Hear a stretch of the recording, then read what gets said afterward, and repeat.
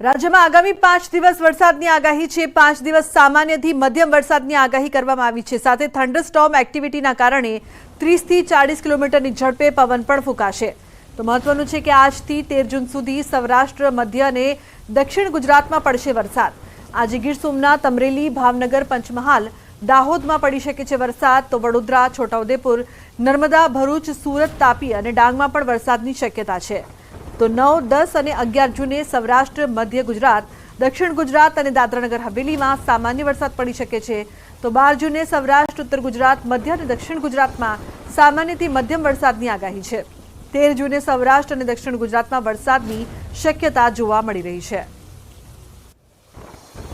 Gujarat reason के लिए day 1 से डे 4 यानी आने वाले 4 दिनों के लिए फ्यू प्लेसेस पे लाइट से मॉडरेट रेनफॉल होने का पूर्वानुमान दिया गया है। और जो डिस्ट्रिक्ट है जहां पे आने वाले 4 दिनों के लिए साउथ गुजरात रीजन के डिस्ट्रिक्ट में फ्यू प्लेसेस पे लाइट से मॉडरेट रेन होने का पूर्वानुमान दिया गया है। वो डिस्ट्रिक्ट हैं बड़ोदरा, छोटा उदयपुर, नर्मदा, भरूच, सूरत, डांग, नवसारी, वलसाड़, तापी, दमन और दादरा नगर हवेली।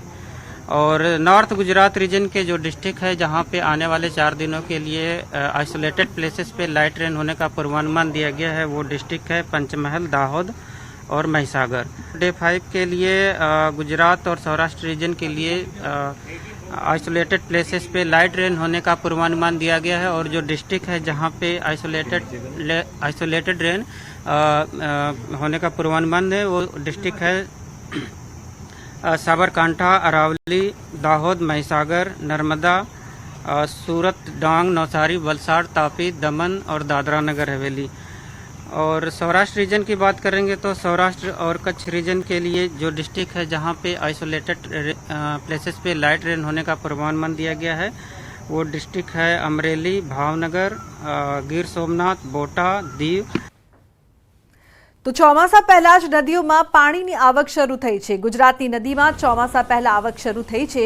છોટાઉદેપુરની સાપણ નદીમાં આવ્યા છે નવા નીર। ક્વાંટની ઉમઠીની સાપણ નદીમાં નવા નીર આવ્યા છે। ક્વાંટ અને ક્વાંટ તેમજ ઉપરવાસના મધ્યપ્રદેશમાં ભારે વરસાદને પગલે સાપણ નદીમાં નવા નીર આવ્યા છે। ચોમાસા પહેલા જ ક્વાંટના ઉમેઠી ગામની સાપણ નદી વહેવા લાગી છે।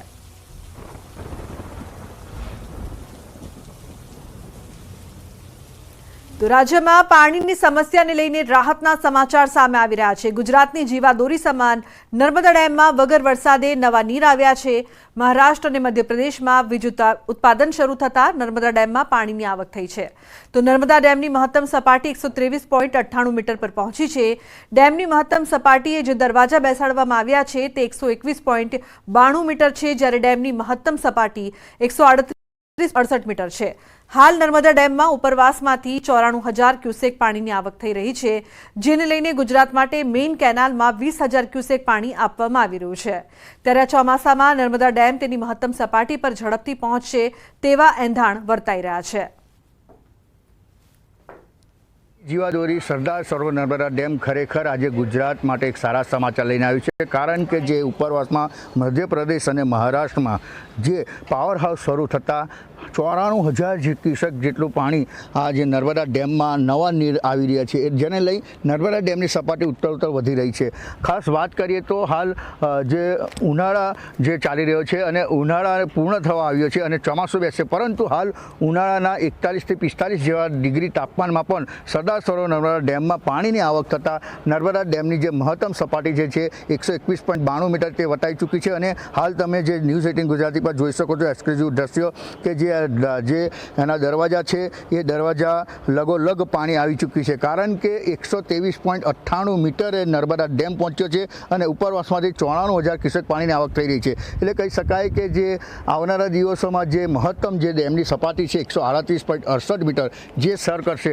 હાલ જે વહેલી તકે જે વરસાદ પડે અને જો વધારે વરસાદ પડે તો જે ટૂંક સમયમાં જ આ જે નર્મદા ડેમ જેની મહત્તમ સપાટી વટાવે તેમ લાગી રહ્યું છે। હાલ તો જે નર્મદા ડેમની સપાટી ઉત્તર વધારો થઈ રહ્યો છે, જે ગુજરાત માટે એક સારા સમાચાર કહી શકાય। દીપક પટેલ, ન્યૂઝ 18 ગુજરાતી, નર્મદા। તો અમદાવાદમાં વરસાદ પહેલા ચોમાસા જેવો માહોલ જોવા મળી રહ્યો છે। નિકોલના ગોપાલ ચોક વિસ્તારમાં ભરાયા છે પાણી। ગટર લાઇન તૂટી ગટરના પાણી રોડ પર ફરી વળ્યા।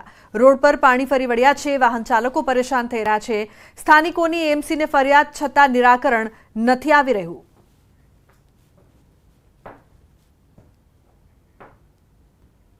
સમાચારનો પ્રવાહ યથાવત રહેશે. હાલ રોકાઈશું એક બ્રેક માટે. આપ જોતા રહો ન્યૂઝ 18 ગુજરાતી.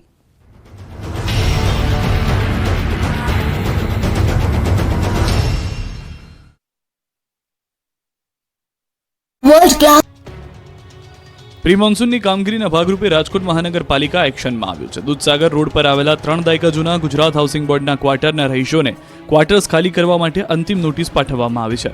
સાથોસાથ નળ કનેક્શન, વીજ કનેક્શન તેમજ ભૂગર્ભ ગટરના કનેક્શન પણ કાપી નાખવામાં આવ્યા છે. 50થી વધુ બ્લોકમાં રહેતા 696 જેટલા ક્વાર્ટર્સ જર્જરિત થઈ ચૂક્યા છે. જોકે ક્વાર્ટર્સ ધારકોને 2016થી નોટિસ ઉપર નોટિસ પાઠવવામાં આવતી હોવા છતાં કોઈ પણ જાતના હકારાત્મક અભિગમ દાખવવામાં ન આવતા આખરે કડક વલણ દાખવવામાં આવ્યું છે. ચોમાસું નજીક છે ત્યારે તમામ લોકોનું ત્યાંથી સ્થળાંતર કરવું જરૂરી છે, જેથી કરીને ચોમાસા દરમિયાન બનતી અનિચ્છનીય ઘટનાઓ બનતી અટકાવી શકાય. લાઇટ 70 વર્ષથી હતી નથી અને હવે લાઇટ આવી છે. ન્યૂઝ 18નો ખૂબ ખૂબ આભાર. એટીએનનો ખૂબ આભાર માનું છું ને એમને ધન્યવાદ આપું છું. ગુજરાતના ગામડે ગામડે 24 કલાક વીજળી મળી રહી છે, પરંતુ અત્યાર સુધી પાટણના રાધનપુર તાલુકાના ડામરકા ગામે વીજળી પહોંચી ન હતી. ડામરકા ગામમાં આઝાદીના એટલા વર્ષો પછી પણ અંધારપટ છવાયેલો હતો. આધુનિક જીવનમાં ગામ લોકોને લાઇટ એટલે શું તેની પણ ખબર ન હતી. જોકે ન્યૂઝ 18ના અહેવાલ બાદ ગામમાં અજવાળું પથરાયું. ડામરકા ગામમાં તંત્રને તાત્કાલિક વીજ પુરવઠો પૂરો પાડવા માટે વીજ મીટર લગાવવાની ફરજ પડી. આજે ગામમાં ઘરે ઘરે મીટર લગાવવાથી લાઇટ આવી જતા ગામમાં અજવાળું પથરાયું છે અને ગામ લોકોના ચહેરા પર સ્મિત જોવા મળી રહ્યું છે. પહેલા ડામરકા ગામમાં લાઇટ ન હોવાથી વિસ્તારના લોકોને અનેક તકલીફો ભોગવવી પડતી અને અંધારામાં જીવન નિર્વાહ કરવાનો વારો આવતો. ગામ લોકોએ વીજળી માટે અનેક રજૂઆતો કરી હતી, પરંતુ કોઈ નિકાલ નહોતો આવ્યો. ત્યારે ડામરકા ગામના લોકોનો અવાજ બનીને ન્યૂઝ 18 ગુજરાતીએ સમગ્ર અહેવાલ રજૂ કરતા વીજ જોડાણની કામગીરી માત્ર 3 દિવસમાં જ પૂર્ણ થઈ હતી, જેથી હાલ ડામરકા ગામમાં અજવાળું પાથરતા ગામ લોકો આનંદમય જોવા મળી રહ્યા છે. સાપુતારામાં કાળા ડિબાંગ વાદળો સાથે વરસાદ વરસ્યો. સાપુતારામાં ભારે બફારા વચ્ચે વરસાદથી વાતાવરણમાં ઠંડક પ્રસરી. શહેરના અનેક વિસ્તારોમાં ખાબક્યો વરસાદ. વલસાડ જિલ્લાના છેવાડાના વિસ્તારોમાં વરસાદ. કપરાડા સહિત અનેક વિસ્તારોમાં વરસ્યો વરસાદ. અસહ્ય ઉકળાટ અને ગરમી વચ્ચે વરસાદથી ઠંડક. વરસાદના કારણે કેરીના પાકને નુકસાનની ભીતિથી ખેડૂતોમાં ચિંતા. હિમાચલ પ્રદેશના કુલ્લુમાં જામ્યો વરસાદી માહોલ. ભારે પવન સાથે પડ્યો ધોધમાર વરસાદ. નલહજ વિસ્તારમાં ખેતી પાકને ભારે નુકસાન પહોંચતા ખેડૂતોમાં ચિંતાનો માહોલ.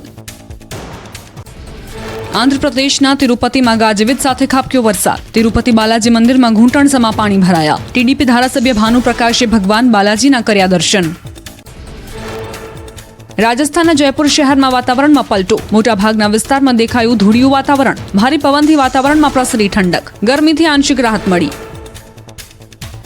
તમિલનાડુમાં દેવરી અંબકમ ગામમાં ખેતરમાં ગયેલા એક વ્યક્તિ પર પડી વીજળી. સારવાર માટે ખસેડાતા તબીબોએ જાહેર કર્યો મૃત. વરિયાંબકમ વિસ્તારમાં રાત્રે ગાજવીજ સાથે વરસ્યો હતો વરસાદ.